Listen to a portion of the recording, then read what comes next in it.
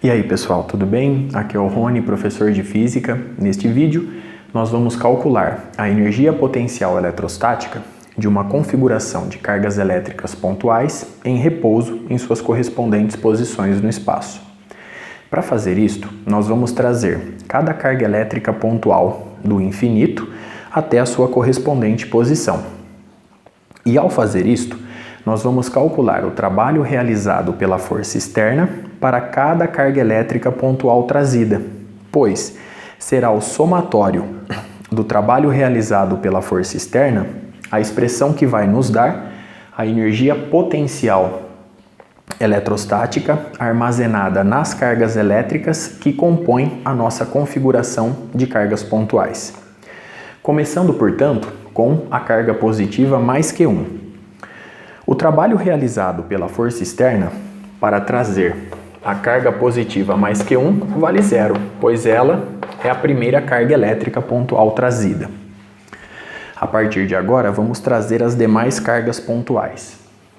Vamos trazer, portanto, a carga mais Q2. E aqui cabe uma pequena observação. Nós vamos assumir, sem perda de generalidade, que todas as cargas elétricas pontuais são positivas e que todas elas partem do repouso no infinito e voltam, obviamente, para o estado de repouso em sua correspondente posição na nossa configuração de cargas pontuais. Ao trazer a carga mais Q2, nós vamos perceber a ação de duas forças. A força elétrica, devido à repulsão sofrida pela presença da carga elétrica mais Q1, e a força externa.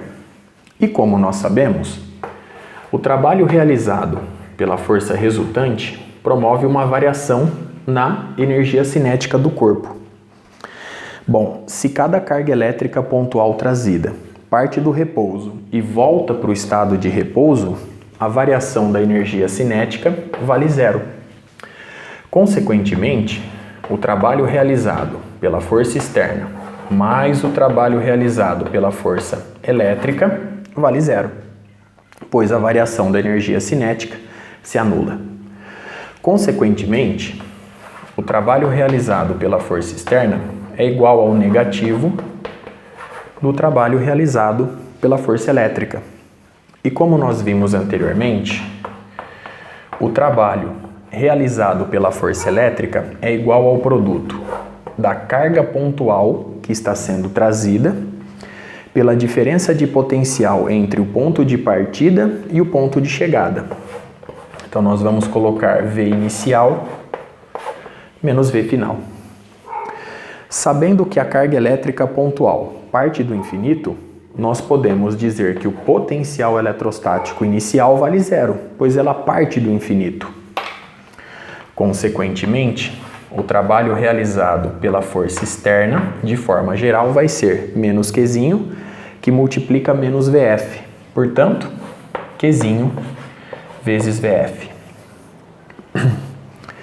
Perceba que Qzinho é a carga elétrica pontual que está sendo trazida. E VF é o potencial eletrostático sentido pela carga Qzinho na posição final que ela ocupa na nossa configuração de cargas elétricas pontuais. A partir dessa expressão geral, nós podemos, portanto, colocar a carga mais Q2 em sua correspondente posição. Vamos admitir que essa distância seja igual a R12. Consequentemente, o trabalho realizado pela força externa no trajeto de mais Q2 do infinito até a sua posição é igual a Q2, que multiplica o potencial eletrostático sentido por ela devido à presença da carga mais Q1. E como nós sabemos, o potencial eletrostático devido à presença da carga mais Q1 na posição onde a carga mais Q2 foi colocada é 1 sobre 4π ε0, que multiplica Q1 sobre R12. Bom, vamos trazer agora uma terceira carga que eu vou chamar de mais Q3. Essa distância corresponde a R13 e essa distância R23. o trabalho realizado pela força externa será, nós vamos fazer mais Q3, ou seja, simplesmente Q3, que multiplica. Observe a nossa expressão. Nós vamos multiplicar Q3 por VF. VF é o potencial eletrostático sentido pela carga Q3 devido à presença da carga Q1 e da carga Q2. Portanto, a expressão de VF possui duas contribuições. 1 sobre 4πε0, que é o termo comum que eu vou colocar em evidência, que multiplica Q1 sobre R13, mais 1 sobre 4πε0, que multiplica Q2 dividido por R23 ou R23. Perceba que, ao trazer cada carga elétrica pontual do infinito para sua correspondente posição em nossa configuração de cargas elétricas pontuais, para cada carga elétrica trazida, nós temos um valor para o trabalho realizado pela força externa. Se nós quisermos, enfim, obter o valor de U, basta somar o trabalho realizado pela força externa, ou seja, nós vamos somar todos os termos. Para representar este resultado de forma compacta, nós vamos escrever que U é igual ao somatório, para I menor do que J, de 1 sobre 4πε0, que multiplica QI, QJ sobre R e J.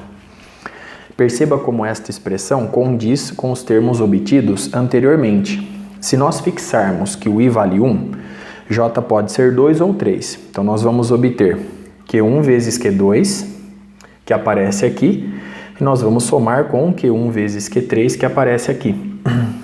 E se nós fixarmos que o I vale 2, o J só pode ser 3. Então, vai aparecer Q2 vezes Q3, que é o último termo do nosso somatório.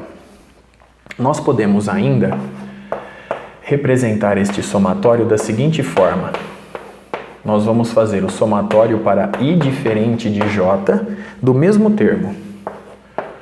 1 sobre 4πε0, que multiplica QI, QJ, sobre RJ. Só que eu vou multiplicar por meio. Por que esse termo meio aparece agora no nosso somatório?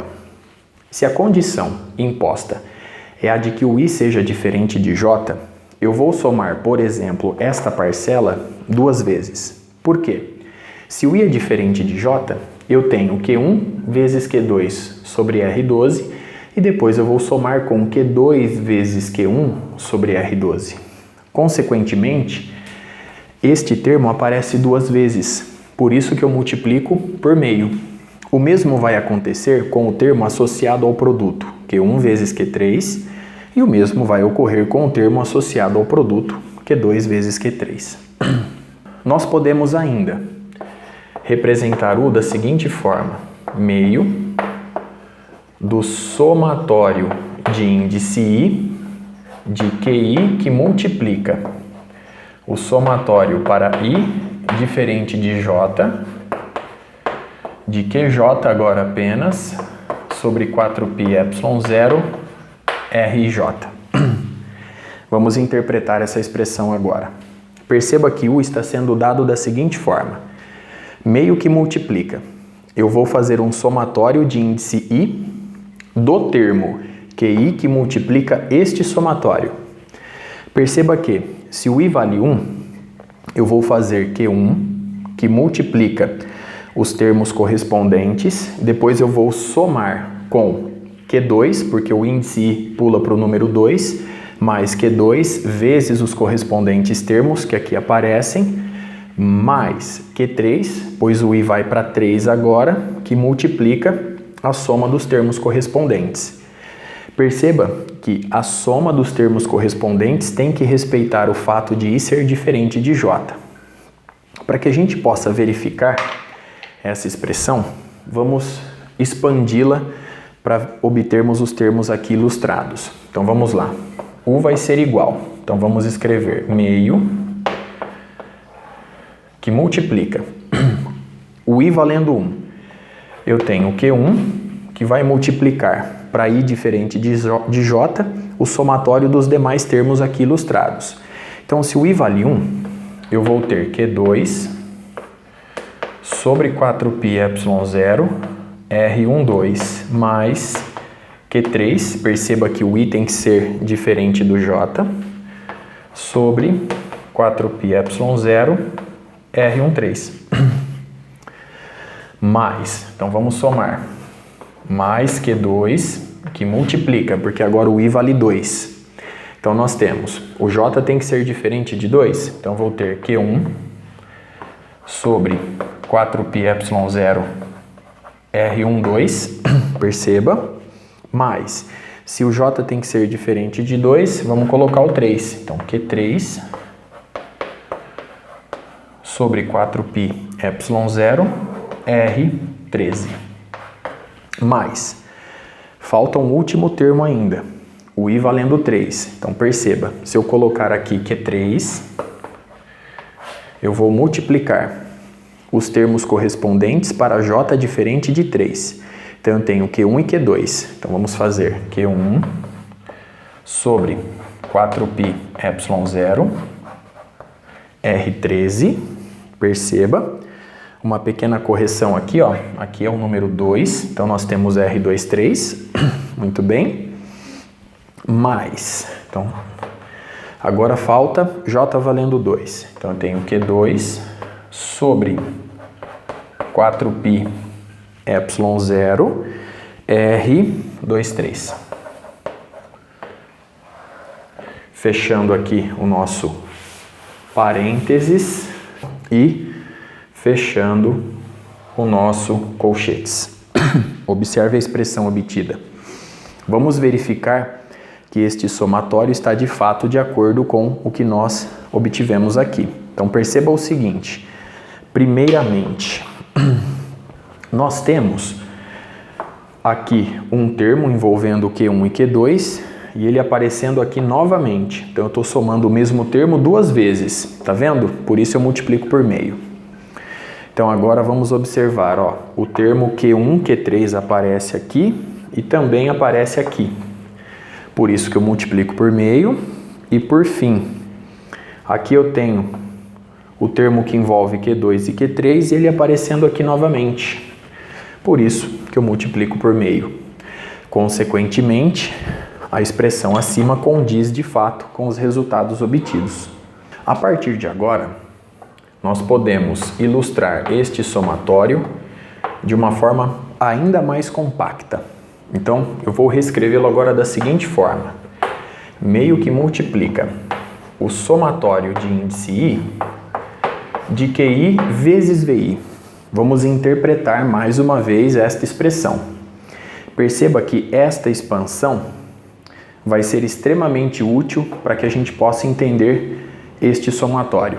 Note o seguinte, U é igual a meio do somatório de índice I da carga QI em questão, no caso aqui Q1, no caso aqui Q2 e no caso aqui Q3, vezes VI. VI é o potencial eletrostático sentido pela carga QI devido às demais cargas elétricas que compõem a nossa configuração de cargas pontuais.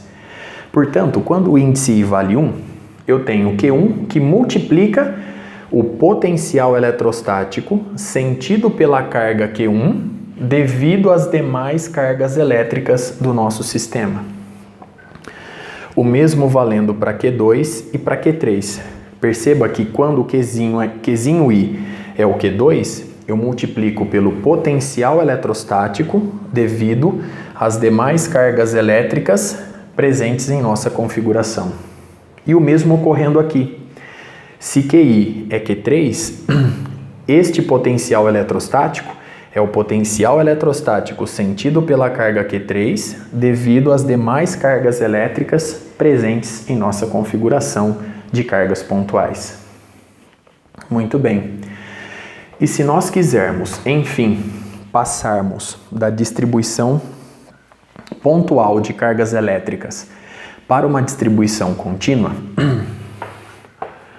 este somatório cede seu lugar para uma integral. A carga Qzinho I se transforma num diferencial de carga elétrica, num dQzinho, que eu vou substituir por ρ vezes um diferencial de volume. E aqui eu vou manter o potencial eletrostático V, de forma que ρ corresponde à densidade volumétrica de cargas elétricas no ponto da distribuição contínua de cargas e V corresponde ao valor do potencial eletrostático neste mesmo ponto de nossa distribuição contínua de cargas elétricas. Perceba que Qzinho I se transforma em um dQzinho, que nada mais é do que um ρdV. Portanto, essa integral é uma integral tripla, ou seja, de volume. Observe mais uma vez as expressões obtidas. Com isto, eu encerro este vídeo. Até a próxima.